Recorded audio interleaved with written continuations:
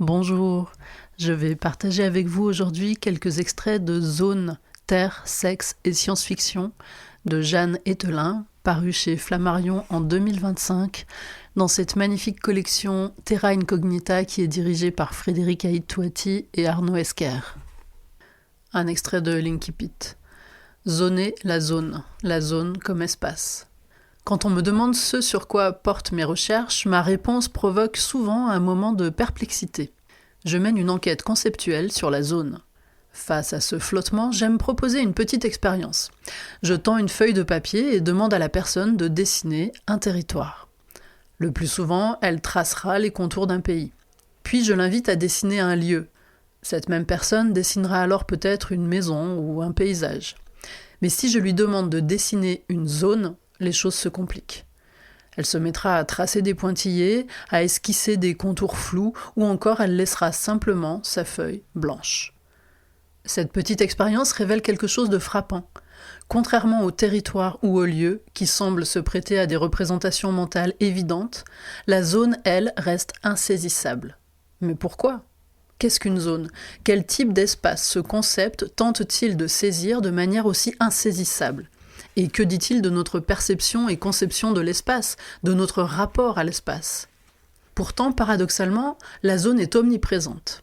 Si ma réponse suscite parfois de la perplexité, elle provoque tout aussi souvent un vif enthousiasme. Les réactions fusent et les gens ne manquent pas d'exemples de zones à me signaler. On me parle aussi bien de zones empiriques, militaires, urbaines, économiques et politiques, que d'expressions courantes, telles que « c'est la zone » ou d'usage savant. Le terme traverse d'ailleurs les disciplines, des sciences naturelles, les zones critiques en sciences de la Terre, aux sciences sociales, les citoyens de seconde zone en sociologie, en passant par les humanités littéraires, les zones de contact en études postcoloniales. Le terme s'est également imposé dans les arts, depuis le poème iconique Zone d'Apollinaire, manifeste de la modernité littéraire, jusqu'au succès récent des romans d'Alain Damasio comme La zone du dehors. Plusieurs maisons d'édition, revues culturelles et compagnies de théâtre arborent même le nom de zone, assimilant l'activité de création et de recherche à ce terme.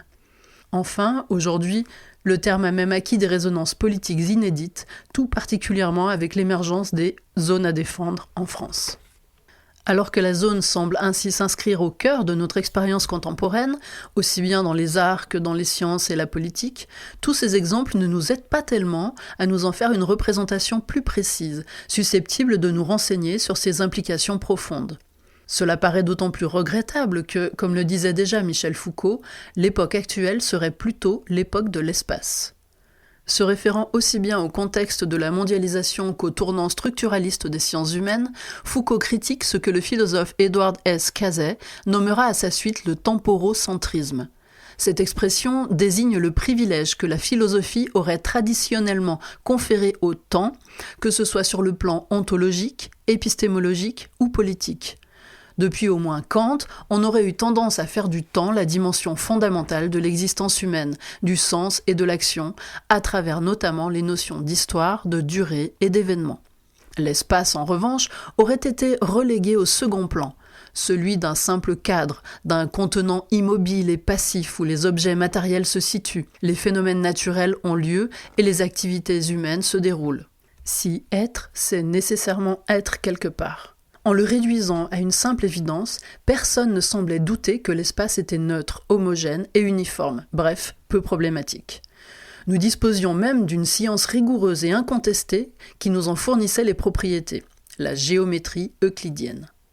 Les débats philosophiques se concentraient alors sur sa nature. L'espace est-il une substance en soi, l'attribut premier de la matière, un concept tiré de l'expérience ou une forme a priori de l'intuition, mais rarement sur son rôle. La place de l'espace dans la réflexion philosophique a été profondément bouleversée au XIXe et XXe siècle par des évolutions scientifiques majeures. La découverte des géométries non euclidiennes, la relativité générale ou encore la mécanique quantique. Ces théories ont révélé l'existence d'une pluralité de spatialités aux propriétés distinctes, ouvrant la voie à une multiplicité de conceptualisations et d'applications. Loin d'être une entité donnée, aux propriétés fixes, universelles et immuables, l'espace se présente désormais comme profondément multiple. Parallèlement, les sciences humaines et sociales ont insisté sur le fait que non seulement il existe plusieurs conceptions et représentations de l'espace en fonction des époques et des cultures, mais que cette histoire conceptuelle est doublée d'une histoire matérielle, où l'expérience même que les individus ont de l'espace varie en fonction des pratiques sociales, des dispositifs techniques, des modes de production, des rapports de pouvoir, etc. C'est dans ce contexte que s'inscrit depuis les dernières décennies ce qu'on appelle le tournant spatial de la pensée contemporaine. Réhabilité comme une catégorie clé, l'espace n'est plus simplement conçu comme un cadre inerte relégable à l'arrière-plan de toute analyse comme toile de fond de l'existence. On doit d'abord à la théorie critique d'inspiration marxiste d'avoir affirmé l'importance de l'espace dans le fonctionnement de la vie sociale. Puis d'autres disciplines comme l'anthropologie et la littérature lui ont emboîté le pas. De manière un peu schématique, on pourrait dire que le tournant spatial repose sur deux orientations principales, une approche matérialiste et une approche phénoménologique.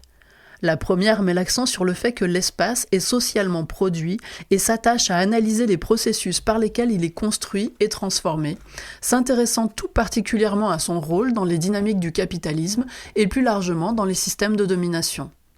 La seconde insiste sur le fait que l'existence humaine est ancrée dans l'espace, envisagée comme un sol immobile et originaire qui conditionne toute expérience possible, et cherche à examiner les manières dont l'espace est perçu, vécu et interprété par le sujet, en tenant compte de son inscription corporelle dans le monde, ou embodiment. Ces deux orientations aboutissent à des compréhensions variées de l'espace qui se cristallisent de manière paradigmatique dans des concepts comme ceux de territoire, associés à la tradition matérialiste, ou de lieu, associés à la tradition phénoménologique. Aujourd'hui, la nécessité de s'intéresser et de développer une véritable philosophie de l'espace est amplifiée par les enjeux écologiques. La philosophe Isabelle Stengers désigne cette transformation sous le terme de l'intrusion de Gaïa. Ce que nous prenions pour le cadre inerte de nos actions, c'est-à-dire la Terre, réagit vivement à ces mêmes actions et se présente comme un espace dynamique complexe, doté d'une historicité propre. Cette intrusion dans nos vies individuelles et collectives bouleverse nos conceptions traditionnelles, dans lesquelles l'espace servait d'arrière-plan neutre aux sociétés humaines pour réaffirmer son statut d'acteur à part entière, et ce, dans un sens encore plus radical que ce que le tournant spatial laissait suggérer. L'hypothèse qui sous-tend ce livre est que la notion de zone, à travers la diversité de ses usages et son histoire, offre un cadre conceptuel particulièrement adapté pour rendre compte de cette nouvelle compréhension de l'espace qui émerge avec l'intrusion de Gaïa.